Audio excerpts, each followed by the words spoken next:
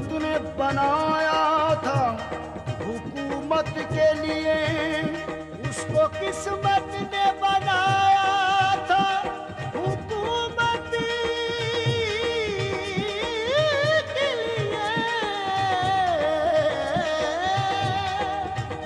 वक्त ने उसको तराशा था मोहब्बत के लिए।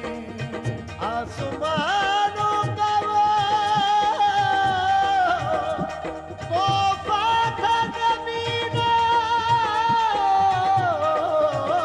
के लिए, इश्क ने उसको संवारा था इबादत के लिए।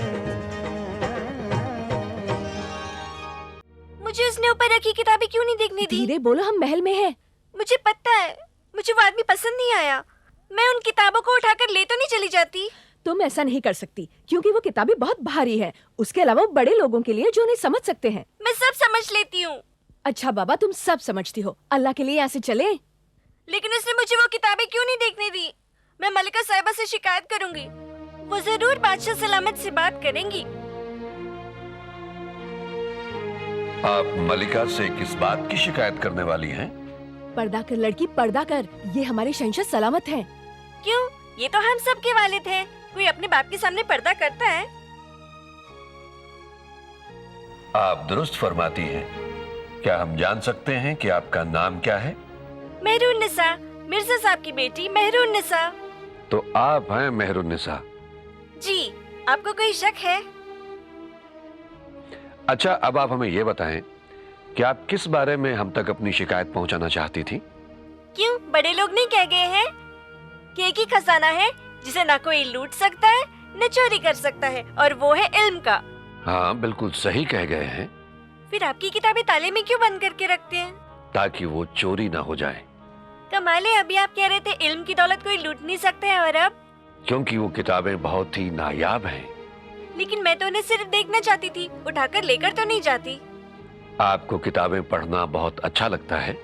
बहुत, सबसे ज्यादा। तो ठीक है, हम आज ही हुक्म जारी कर देते हैं कि आप जब भी चाहें शाही किताब खाने में जाकर कोई भी किताब पढ़ सकती हैं। बहुत बहुत शुक्रिया जहांपना, आप बहुत अच्छे हैं। अपने अंदर यही शौक, यही तड़प बरकरार रखना। एक दिन यही खूबी आपको आसमां की बुलंदियों तक ले जाएगी। अगर मेरा ख्याल गलत नहीं तो ये शहंशाह हिंदुस्तान जलालुद्दीन मोहम्मद अकबर का फौजी पड़ाव है, और आप उनके सालार आजम अब्दुल रहीम खान साहब हैं। सवालों का जवाब तुम्हें देना है, हमें नहीं। ये बताओ कौन हो तुम और कहां से आए हो?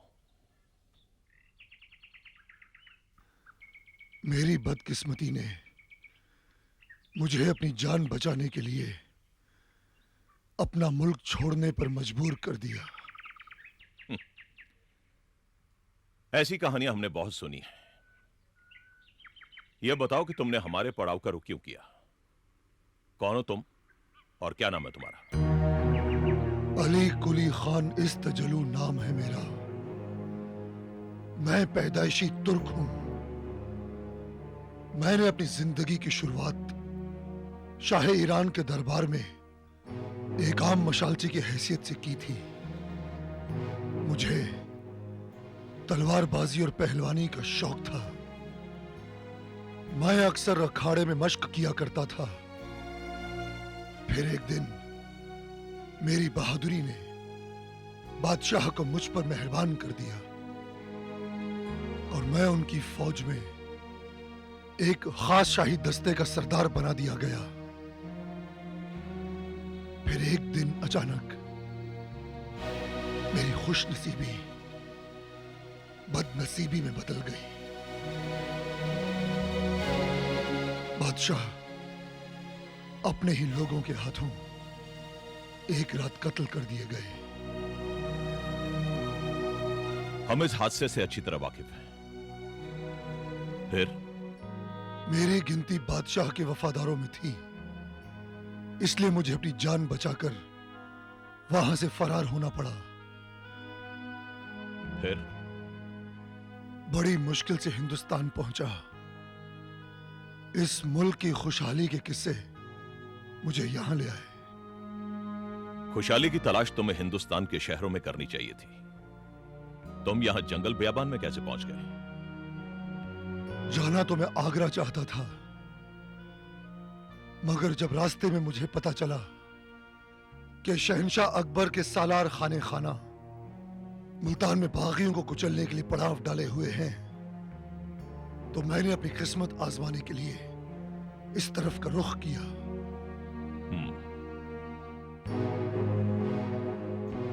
तो अब तुम हमसे क्या चाहते हो? जनाब, अपनी खिदमत करने का मुझे सिर्फ एक मौका दीजिए। उसके बदले मैं अपनी वफादारी, अपनी बहादुरी और जरूरत पड़े तो आप पर अपनी जान तक कुर्बान कर दूंगा। ठीक है, अगर तुम्हारी ये बात सच निकली तो हम तुम्हें अपनी फौज में शामिल कर लेंगे, लेकिन उसके पहले तुम्हें अपनी बहादुरी और अपनी काबिलियत का सबूत देना पड़ेगा। आप जो कहें, जैसा कहें, मैं साबित करने को तैयार हूं।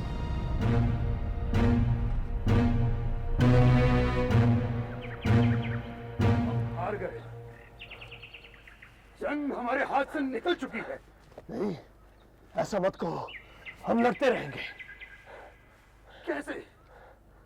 कासिम खान के हमले ने हमारी जड़ें हिला दी हैं। कोई मंसूबा बनाने का वक्त भी नहीं मिला। कुछ देर यहाँ आराम करते हैं, उसके बाद किश्तवाड़ लौट जाएंगे। वहां कोई हमारा साथ नहीं देगा। वहां की भूखी नंगी आवाम को अकबर की फौजें खाना और कपड़ा दे रही हैं। हम उन्हें भूख और मौत के सिवा कुछ नहीं दे सकते। अब तुम भी मुगलों की जुबान बोलने लगे मोहम्मद बट। मैं आपके साथ हूं और हमेशा रहूंगा। सिर्फ हकीकत बयान कर रहा हूं। आप जानते हैं कि वादी में पैर जमाया ही था कि सुल्तान के भाई यादगार ने अपने सुल्तान होने का ऐलान कर दिया था। हमारे अपने ही हमारे खिलाफ हो चुके हैं। उस पर खुदा का कहर नाजिल होगा। उस पर कहर टूटने से हमारी हार जीत में नहीं बदल जाएगी। मैं तो उस घड़ी को कोसता हूं जब सुल्तान ने अकबर की दोस्ती का हाथ ठुकराया था। जो गुजर गया उसे भूल जाओ, आज की सोचो। मैं समझता हूं हमें मुगलों से समझौता कर लेना चाहिए। मतलब हथियार डाल दें, हार मान ले। मैंने समझौता कहा। समझौता? किस बुनियाद पर समझौता मोहम्मद बट? हारी हुई फौज समझौता करने के काबिल नहीं होती, सिर्फ रहम की भीख मांग सकती है। सुना है अकबर माफी मांगने वालों से दरिया दिली से पेश आता है। उस दगाबाज की बात कर रहे हो तुम? और कौन सा रास्ता है आपके पास? यही ना कि भूखे प्यासे जंगल जंगल भटकते रहें और जानवरों की तरह मर जाएं। लाशों के लिए न कफन मिले और न कब्र। खामोश, मुझे लगता है कोई है।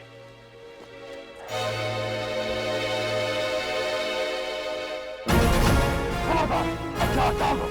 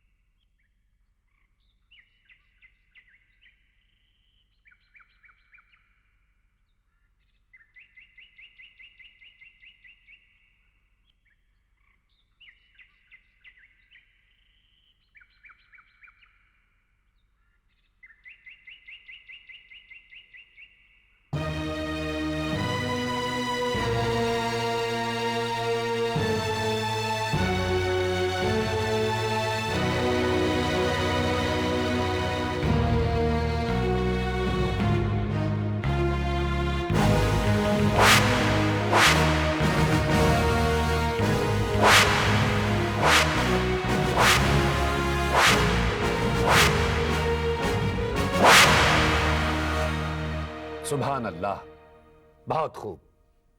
अबुल फजल साहब, आपके कासिद तो बहुत तेज रफ्तार निकले। उन्होंने 2 हफ्ते में ही कश्मीर से राजधानी तक का फासला तय कर लिया। हम उन्हें इनाम के काबिल समझते हैं, क्योंकि उनकी तेज रफ्तारी की वजह से ही एक अच्छी खबर हम तक जल्द पहुंच पाई। हम वाकई बहुत खुश हैं कि कश्मीर का आखिरी बागी भी अब हमारी हिरासत में है। याकूब शाह की कैद से वादी में अमन व अमान फिर से कायम हो जाएगा और वहां के लोगों को सुकून की जिंदगी जीने का मौका मिलेगा।